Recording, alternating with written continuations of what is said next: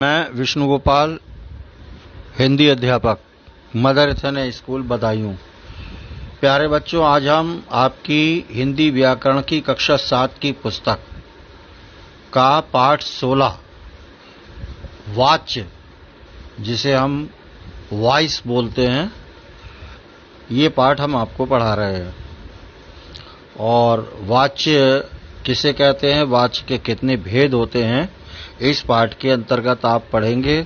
और उन वाच्यों से वाच्यों को परिवर्तित करना, उनके नियमों को सीखना, ये सब इस पाठ के अंतर्गत आप पढ़ेंगे। पहला, आप ये जैसा कि चित्र में देख रहे हैं, अनुपम पत्र लिखता है और अनुपम से पत्र लिखा जाता है। मोनिका चित्र बना रही है, मोनिका के द्वारा चित्र बनाया जाता है। बच्चे सो रहे हैं, बच्चों से सोया जाता है। आप देख रहे हैं इन वाक्यों में 3 चित्रों में। और पहला वाक्य है साधारण वाक्य, जिसको हम कह सकते हैं। आगे आप इनको सीखेंगे और नीचे वही वाक्य बदल करके दिया जा रहा है। आइए, क्यों बदला हुआ है, इनमें क्या अंतर है, इसके द्वारा हम आगे चलते हैं और पढ़ते हैं। बच्चों, परिभाषा आप देख रहे हैं। आइए पहले परिभाषा को भली भांति समझते हैं और उसके बाद समझने के बाद, ध्यान से समझने के बाद, उसके भेदों पर चर्चा करेंगे। क्रिया के जिस रूप से, क्रिया आप पहले ही जान चुके हैं, समझ चुके हैं। क्रिया के जिस रूप से पता चलता है कि वाक्य में क्रिया कर्ता, कर्म या भाव के अनुसार प्रयुक्त हुई है। 3 चीजें हैं, आप ध्यान दीजिए, कर्ता, कर्म या भाव। इन 3 चीजों के अनुसार प्रयुक्त हुई है, उसे वाच्य कहते हैं। कर्ता आपने पढ़ा है, काम को करने वाला। कर्म भी आपने पढ़ा है, जो कर्म किया जाता है। और भाव, इनके अनुसार क्रियाएं हुई हैं, तो उसे हम क्या कहते हैं, वाच्य कहते हैं। वाच्य के भेद देखिएगा। वाच्य के भेद में आप सबसे पहले आप इधर दृष्टि डालिए। एक फूल जैसा बना हुआ है, 3 पत्तियों वाला, है ना। 3 पत्तियां हैं उसमें, और उसमें तीनों में एक कर्तवाच्य, दूसरा कर्मवाच्य और भाववाच्य, तीनों पत्तियों में लिखा हुआ है। इसका मतलब 3 पत्तियां, 3 भेद। और इधर उनके नाम फिर लिखे हुए हैं। वाच्य के 3 भेद होते हैं, कर्तवाच्य, कर्मवाच्य और भाववाच्य। देखिए, ये जो कर्तवाच्य और कर्मवाच्य और भाववाच्य है, ये अभी आप जैसा कि परिभाषा में पढ़ करके आए हैं, ऊपर आपने देखा, परिभाषा को देख लीजिए और एक बार और समझ लीजिए। लिखा हुआ है कि क्रिया के जिस रूप से पता चलता है कि वाक्य में क्रिया कर्ता। अब जो कर्ता लिखा है, यही कर्तवाच्य हो गया, और जो कर्म लिखा है, यही कर्मवाच्य हो गया, और जो भाव लिखा है, भाव, यही देखिए आगे चल के ये क्या है, भाव, तो ये भाववाच्य हो गया।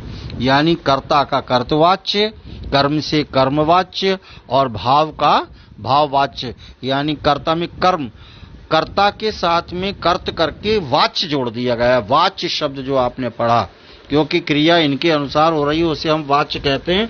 तो केवल वाच्य शब्द इन्हीं शब्दों के 3 के आगे जुड़ गया है, कर्तवाच्य, कर्मवाच्य और भाववाच्य। आशा है बच्चों ये चीज आपको बहुत अच्छी समझ में आ गई होगी परिभाषा के माध्यम से, कि वाच्य के 3 भेद होते हैं। कौन कौन से होते हैं, आपको ये भेद तीनों परिभाषा में भी मिल रहे हैं।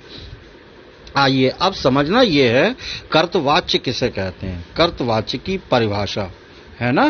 इसको आप समझ लीजिए अच्छे से, तो आप इसको बहुत अच्छी तरह पाठ को समझ पाएंगे। जिस वाक्य की क्रिया कर्ता के अनुसार होती है, उसे कर्तवाच्य कहते हैं। बहुत सरल परिभाषा है बच्चों। जिस वाक्य की क्रिया, वाक्य में क्रिया सबसे अंत में होती है, आप जानते हैं, है ना। तो वो होती किसके अनुसार है, कर्ता के अनुसार है। यानी कर्ता माने सब्जेक्ट हमारा, जो सबसे वाक्य के प्रारंभ में, शुरू में होता है, उसी के अनुसार होती है। तो उसे हम क्या कहते हैं, कर्तवाच्य कहते हैं। और कर्तवाच्य की क्रिया के लिंग और वचन तथा कर्ता क्रिया के लिंग और वचन कर्ता के लिंग और वचन के अनुसार होते हैं। ध्यान दीजिए, कर्तवाचक की जो क्रिया के लिंग और वचन होते हैं वो कर्ता के लिंग और वचन के अनुसार होते हैं। आप समझ रहे होंगे, कर्ता पहले होता है, अगर वो पुल्लिंग है तो उसकी क्रिया भी पुल्लिंग होगी। यदि वो एक वचन है तो उसकी क्रिया भी एक वचन की होगी। यदि वो बहुवचन है तो उसकी क्रिया भी बहुवचन की होगी। उदाहरण देखिए, जैसे आप ये वाक्य लिखा हुआ है, दिनेश कचौड़ी खाता है, इसी के माध्यम से आप समझ जाएंगे। दिनेश कचौड़ी खाता है, इस वाक्य में दिनेश क्या है? कर्ता है ना? और कचौड़ी खाता है, दिनेश क्या पुल्लिंग है और पुल्लिंग का एक वचन है, तो खाता है क्रिया दिनेश यानी पुल्लिंग, अर्थात एक वचन के साथ में, वचन एक है ना, और दिनेश करता है, इसके अनुसार क्रिया हो गई खाता है। इसी प्रकार से बच्चों ये 3 वाक्य और दिए हैं। जैसे आपने पहला वाक्य पढ़ा, पुष्पा समोसा खाती है, बच्चे पुस्तक पढ़ रहे हैं, औरतें खाना बना रही हैं। तो इसमें देखिए, जैसे उसमें आपने दिनेश प्रारंभ में सबसे पहले पुष्पा, बच्चे, औरतें, ये सब करता है। अब पुष्पा स्त्रीलिंग है, एक वचन है, इसलिए क्रिया आई है एक वचन स्त्रीलिंग की, खाती है। बच्चे पुस्तक पढ़ रहे हैं, बच्चे बहुवचन है ना, और पुल्लिंग है, इसलिए क्रिया आई है रहे हैं। औरतें बहुवचन है, स्त्रीलिंग है, क्रिया आई है बना रही है। पुष्पा समोसे खा रही है, समोसा खाती है, बच्चे पुस्तक पढ़ रहे हैं, औरतें खाना बना रही हैं। इन वाक्यों की क्रिया खाता है, खाती है, पढ़ रहे हैं, बना रही है, क्रमशः इन वाक्यों की कर्ताओं के लिंग और वचन के अनुसार है। मैं आपको समझा चुका हूं। आइए दूसरा वाला भेद देखते, कर्मवाच्य। अब ये भी बड़ा सरल है, कर्मवाच्य यानी कर्म के अनुसार। जिन वाक्यों की या जिस वाक्य की क्रिया उसके कर्म के अनुसार होती है। कर्मवाच्य में कर्म के अनुसार होगी क्रिया, कर्तवाच्य में कर्ता के अनुसार होगी, भाववाच्य में भाव के अनुसार होगी।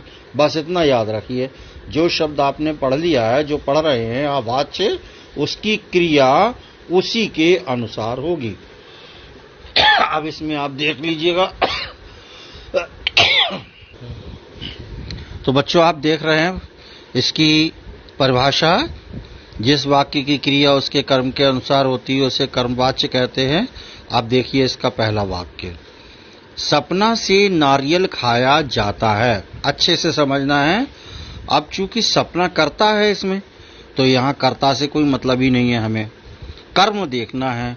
से नारियल खाया जाता है। अब इसमें नारियल आप पढ़ चुके हैं ना, कि जो कर्मवाच्य में पिछले उसमें आप पढ़ चुके हैं कि उसका प्रभाव जो है कर्ता पर पड़ता है, क्रिया का प्रभाव पड़ता है। तो इसमें आप देख रहे हैं कि नारियल खाया जाता है। नारियल क्या है बच्चों? पुल्लिंग और एक वचन, इसलिए कहा गया वाक्य में सपना से नारियल खाया जाता है। अगर हम ऐसे बोल देंगे सपना नारियल खाती है, तो ये कर्तवाच्य हो जाएगा। सपना चूंकि स्त्रीलिंग है, एक वचन है, क्रिया भी बदल जाएगी, जाती है, खाती है ना, बिल्कुल बदल जाएगी, और स्त्रीलिंग के अनुसार हो जाएगा, तो वाक्य हो जाएगा गलत। तो सपना से नारियल खाया जाता है, पुल्लिंग शब्द है नारियल, और वो क्या है? कर्म है। तो कर्म के अनुसार नारियल तो खाया जाता है, हमेशा नारियल को खाया जाता है, इसलिए हम बोलते हैं सपना से नारियल खाया जाता है। गुरुप्रीत से पुस्तकें पढ़ी जाती हैं। हमें मतलब ही नहीं है अब इसमें कि सपना, गुरप्रीत, सुमन या कमल, कर्ता से कोई मतलब नहीं। हम केवल इसके अनुसार वाक्य बनाएंगे कि से पुस्तकें पढ़ी जाती हैं। पुस्तकें हमेशा पढ़ी जाती हैं, आम खरीदे जाते हैं, साइकिल चलाई जाती है। तो हम पुस्तकें, आम, साइकिल, नारियल, ये क्या हैं? पुस्तकें जैसे बहुवचन और स्त्रीलिंग क्रिया हो गई, पढ़ी जाती है। आम खरीदे जाते हैं, क्या पुल्लिंग हो गए, बहुवचन खरीदे जाते हैं, क्रिया हो गई। साइकिल एक वचन स्त्रीलिंग है तो चलाई जाती है। तो वाक्य बन जाएगा गुरप्रीत से पुस्तकें पढ़ी जाती हैं, सुमन से आम खरीदे जाते हैं और कमल से साइकिल चलाई जाती है। आपको ये बात समझ में आ गई होगी। अब ये नीचे लिखा हुआ है जो मैंने आपको बताया वही है कि नारियल, पुस्तकें, आम और साइकिल ये इन वाक्यों के कर्म हैं। इन वाक्यों की क्रियाएं इन्हीं कर्म के लिंग और वचन के अनुसार प्रयुक्त हुई हैं, जो मैंने आपको बहुत अच्छी तरह समझा दिया, इसलिए ये कर्मवाचकी क्रियाएं हैं। आगे आप देख रहे हैं भाववाच्य। भाव जो क्रिया वाक्य के कर्ता या कर्म के अनुसार न होकर न कर्ता के अनुसार होगी न कर्म के अनुसार होगी, भाव के अनुसार होती है, उसे भाववाच्य कहते हैं। इसमें भाव की प्रधानता होती है। भाव क्या है? जैसे बूढ़े से चला नहीं जाता, है ना, ये चलना एक भाव है, चला नहीं जाता। तो इसी तरह से कुत्ते से भौंका नहीं जाता, भौंकना भाववाचक। और कबूतर से उड़ा नहीं जाता, प्रीति से नाचा नहीं जाता। आप देख रहे हैं आगे इन वाक्यों की क्रियाएं कर्ता और कर्म के अनुसार न होकर भाव के अनुसार हैं। सामान्य रूप से भाववाच्य की क्रियाएं अन्य पुरुष और एक वचन में होती हैं। चला नहीं जाता, है ना, चला नहीं जाता बूढ़े से, जैसे आपने देखा, कुत्ते से भौंका नहीं जाता, है ना, और कबूतर से उड़ा नहीं जाता या नहीं जाएगा, प्रीति से नाचा नहीं जाता। तो इस तरह से ये आप भाववाच्य के अनुसार, भाव के अनुसार इनकी क्रियाएं होती हैं। आपको समझ में आ गए होंगे तीनों। अब देखिए वाच्य परिवर्तन। वाच्यों में हम परिवर्तन किस प्रकार से करते हैं? कर्तवाच्य के यदि वाक्य हैं तो उन्हें कर्मवाच्य में बदलना है। उसके लिए दो नियम बताए गए हैं। पहला का खंड में नियम है, क्रिया को कर्म के लिंग और वचन के अनुसार परिवर्तित कर देते हैं। वाक्य में अगर हम कर्म वाच्य में बदलना है तो जो उसका कर्म है वो हम देखेंगे और उसके अनुसार उसको लिंग और वचन के अनुसार जी है उसको परिवर्तित कर देते हैं, बदल देते हैं उसकी क्रिया को। जैसे सुरजीत आम खा रहा है, सुरजीत आम खा रहा है। अब आप देख रहे हैं आम जो है इसमें कर्म है, तो हम बदलेंगे सुरजीत द्वारा आम खाया जा रहा है। खा रहा है, अब खाया जा रहा है। प्रणव क्रिकेट खेल रहा है, प्रणव द्वारा क्रिकेट खेला जा रहा है। नीलम केले लाई, नीलम द्वारा केले लाए गए। समझ में आया ना? इसी तरह से कर्तवाच्य से भाववाच्य बनाना, कर्तवाच्य से भाववाच्य बनाना, कर्ता के साथ से जोड़ा जाता है। जब कर्तवाच्य से भाव बनाते हैं तो कर्ता के साथ क्या जोड़ देते हैं? से जोड़ा जाता है। पहले ही तो बात ये रही बच्चों। और दूसरी बात ये, भाववाच्य की क्रिया का प्रयोग, जो भाववाच्य की जो क्रिया होती है उसका प्रयोग एक वचन और अन्य पुरुष में किया जाता है, चाहे एक वचन में करें या अन्य पुरुष में करें। तीसरी बात ये कि भाववाच्य का प्रयोग अधिकतर निषेधात्मक रूप में होता है, अधिकतर होता है, ऐसा नहीं है, हमेशा अधिकतर होता है। जैसे आप देख रहे हैं 3 वाक्य लिखे कर्तवाच्य से भाववाच्य में बदलना। जैसे मैं नहीं भागता, मैं नहीं भागता, तो इसमें मुझसे भागा नहीं जाता। तो आपने पहले देखा कि कर्ता में हम से जोड़ देते हैं, तो मुझ जहां पर मैं था उसका मुझसे कर दिया कर्ता के साथ, है ना। और फिर दूसरी बात यह है कि एक वचन या अन्य पुरुष में मुझसे भागा नहीं जाता, नहीं जाता एक वचन की क्रिया, है ना। दूसरे वाक्य में भाववाच्य का प्रयोग अधिकतर निषेधात्मक नहीं लग गया है। तो सुकन्या नहीं नाचती, सुकन्या से नाचा नहीं जाता। अनुप्रिया मुस्कुराती है, इसका मतलब अनुप्रिया से मुस्कुराया नहीं जाता है। तीसरा है कर्मवाच्य और भाववाच्य से कृतवाच्य बनाना। कर्तवाच्य, कर्मवाच्य और भाववाच्य दोनों से इसलिए लिखा है, नीचे 2 बॉक्स दिए गए हैं, दोनों बॉक्सों में 2-2 वाक्य, 2 हैं भाववाच्य के और 2 हैं किसके? कर्तवाच्य के। देखिएगा किस तरह से नियम पहले देख लीजिए। 2 नियम इसके हैं। सबसे पहले कर्ता के साथ प्रयुक्त से, के, द्वारा या द्वारा शब्द को हटा देते हैं। ये जो शब्द इसमें आ रहे हैं से या के द्वारा, इन शब्दों को हम हटा देते हैं और दूसरे वाक्य में प्रयुक्त क्रिया को कर्ता के लिंग और वचन के अनुसार बदल दें। जैसे डॉक्टर कपूर से रोगियों को दवा दी जाती है, तो से का हटाया हमने, डॉक्टर कपूर रोगियों को दवा देते हैं। बलराम से कसरत की जाती है, बलराम कसरत करता है। सीधा साधा वाक्य बन जाएगा। भाववाच्य में देखें, दादी से चला नहीं जाता, कर्तवाच्य का वाक्य बनेगा दादी चल नहीं सकती। साधारण वाक्य, सुधाकर से सोया नहीं जाता, सुधाकर सो नहीं पाता। बच्चों अभ्यास देखिएगा, 16वीं अभ्यास आपका जैसा चैप्टर का है 16वां है ना, 16 पाठ, उसी का ये कोई इसमें एक्सरसाइज नहीं है, एक ही एक्सरसाइज आपकी आ रही है। इसको देख लीजिएगा। पहला प्रश्न, निम्नलिखित वाक्यों के वाच्य पहचान कर सही वाच्य के आगे सही का निशान लगाइए। दर्जी ने पैंट सिली, दर्जी ने पैंट सिली बिल्कुल सादा है। दर्जी ने पैंट सिली दर्जी के अनुसार, देख रहे हैं है ना। सिली, पैंट सिली स्त्रीलिंग है, तो आपने इसमें कर्तवाच्य, कौन सा है? कर्तवाच्य।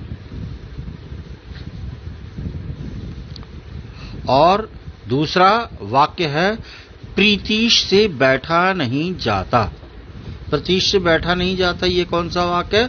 भाववाच्य। और नाई से बाल काटे जाते हैं, अब ये बाल काटे जाते हैं इसके अनुसार, बाल के अनुसार, तो ये है कर्मवाच्य। सिपाही ने जेब कतरे को पकड़ा, किसको पकड़ा? जेब कतरे को पकड़ा, तो ये क्या हो गया? कर्मवाच्य का हो गया, है ना। जेब कतरा कर्म है ना, उसको पकड़ा, एक है। और दूसरा वाला देखिए अगला, नौकर से प्लेट टूट गई। नौकर से प्लेट, प्लेट स्त्रीलिंग है, कर्म है इसमें, तो टूट गई, उसी के अनुसार क्रिया है, तो ये हो गया कर्मवाच्य। बच्चों द्वारा निबंध लिखे जा रहे हैं, क्या है? बच्चों द्वारा निबंध लिखे जा रहे हैं, तो ये भी कर्मवाच्य ही होगा। आगे, बच्चे से दौड़ा नहीं जाता, दौड़ा नहीं जाता, दौड़ा आप देख रहे हैं, ये भाववाच्य है ना। और दादाजी नित्य रामायण, दादी जी नित्य रामायण पढ़ती हैं, नित्य रामायण पढ़ती हैं, ये क्या है? स्त्रीलिंग दादी जी, और कर्ता है, इसलिए कर्तवाच्य की सही है, पहले खंड पर निशान लग जाएगा। निम्नलिखित वाक्यों को कर्मवाच्य में बदलें। निहारिका पत्र लिखती है, तो देखिए कर्मवाच्य में सीधा सीधा निहारिका के द्वारा पत्र लिखा जाता है, क्योंकि पत्र पुल्लिंग है और निहारिका, हाँ, ये हम बदल रहे हैं कर्मवाच्य में, है ना, तो इसलिए पत्र पुल्लिंग है तो लिखा जाता है, इसकी क्रिया हो गई एक वचन में। इंजीनियर ने कंप्यूटर ठीक किया, इसको इंजीनियर के द्वारा कंप्यूटर ठीक किया गया, किया इसलिए कंप्यूटर पुल्लिंग है, एक वचन है, किया गया।